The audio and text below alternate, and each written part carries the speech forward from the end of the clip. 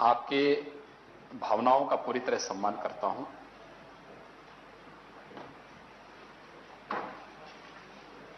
हम लोगों का ये मानना रहा है हमेशा से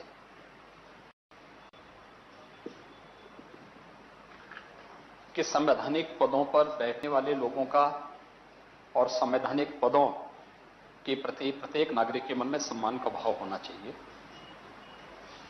वो व्यक्ति नहीं होता है, वो संस्था है। व्यक्ति आएंगे जाएंगे, संस्थाओं को रहना है। उन संस्थाओं पर हमारी संसदीय लोकतंत्र की पूरी आधारशिला टिकी हुई है और उन्हीं के बल पर और उन्हीं के दम पर हम एक भव्य भारत के निर्माण की संकल्पना को भी आगे बढ़ा सकते हैं। इसलिए कोई भी दल हो, और सत्ता पक्ष हो या विपक्ष का हो या सदन, किसी भी सदन का कोई मान्य सदस्य, उनके मन में भारत के संविधान के प्रति, भारत के संवैधानिक संस्थाओं के प्रति, भारत के संवैधानिक प्रतीकों के प्रति पूरी श्रद्धा और आस्था का भाव होना चाहिए। और हर भारतीय के मन में यह भाव भी हो कि वह उपासना विधि अलग हो सकती है, पूजा पद्धति अलग हो सकती है, लेकिन जब उत्तर से दक्षिण तक, पूरब से पश्चिम तक हम भारत के बारे में सोचते हैं तो हमारा एक ही राष्ट्रीय धर्म होना चाहिए, वह कि देश हमारा है और इस देश की एकता, इसकी अखंडता और इसकी अक्षुण्णता को बनाए रखने के लिए जब भी हमें अवसर मिलेगा हम पूरी ईमानदारी और पूरी प्रतिबद्धता के साथ कार्य करेंगे। मुझे लगता है कि भारत के हर नागरिक का दायित्व बनता है और उस दायित्व का निर्वहन करने के लिए ही हम सब भी राज्यों में अपनी अपनी भूमिका के साथ आए हुए हैं। मैं आभारी हूं कि सदन में इस सत्र में विधायी कार्य भी हुए हैं और महामहिम राज्यपाल जी के भाषण पे चर्चा के साथ बजट पर वर्तमान में चर्चा चल रही है। सहमति और असहमति लोकतंत्र की आधारशिला है और उसका आधार स्तंभ भी है। यह आवश्यक नहीं कि जिस बात से मैं सहमत हूं उससे आप भी सहमत होंगे, लेकिन हम जो बोलते हैं वो आज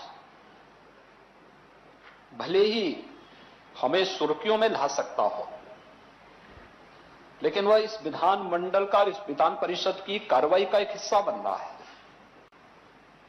वह एक दस्तावेज के रूप में यहां की एक प्रॉपर्टी का पार्ट बन रहा है। इस दस्तावेज का अवलोकन आने वाली पीढ़ियां करेंगी और जब वह इसके बारे में देखेगी उस समय वह हमारे बारे में क्या धारणा बनाएगी, क्योंकि व्यक्ति आज है, कल एक समय के बाद उसकी अपनी सीमाएं हैं।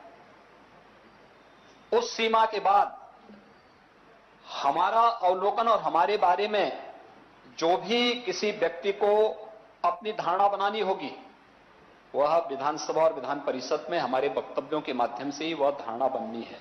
अगर हम तर्कसंगत ढंग से, प्रभावी ढंग से अपनी बात को रखते हैं, अपना विरोध दर्ज करते हैं, वह आने वाले समय में विपक्ष और अन्य नए सदस्यों के लिए एक मानक बनेगा। लेकिन अगर हम अपनी बात को प्रभावी ढंग से रखने की बजाय किसी पूर्वाग्रह से अपनी बात को रखते हैं तो आने वाले समय में हमारे बारे में आने वाली पीढ़ी और आने वाले लोगों के मन में उसी प्रकार की धारणा बनने जा रही है।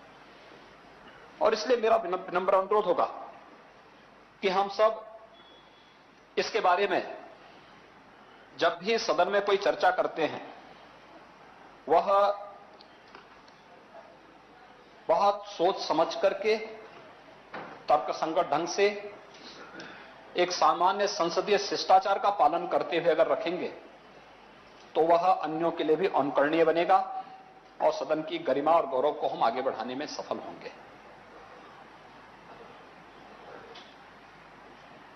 उच्च सदन में काम और आगे बढ़ सकता था, किन्हीं कारणों से यहां पर डिस्टर्बेंस भी रहा, जिसके कारण बजट में अभी तक मात्र 2 माननीय सदस्य ही अपने विचारों को रख पाए हैं।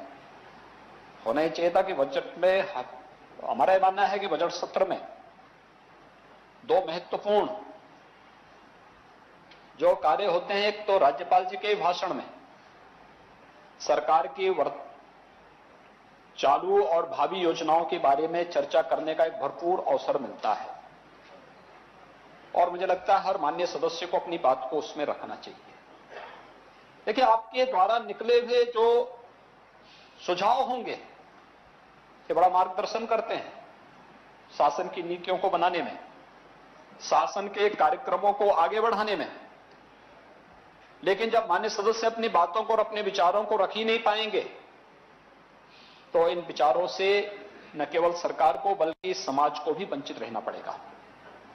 उसके लिए जो उपयोगी हो सकता था उपयोगी चीजें नहीं होंगी। आरोप प्रत्यारोप के दौर से गुजर करके हम लोग समय भी खराब करते हैं, लेकिन साथ साथ उस लाभकारी सुझाव से शासन को, प्रशासन को, समाज को जो लाभान्वित होना चाहिए वह भी उससे वंचित होता है।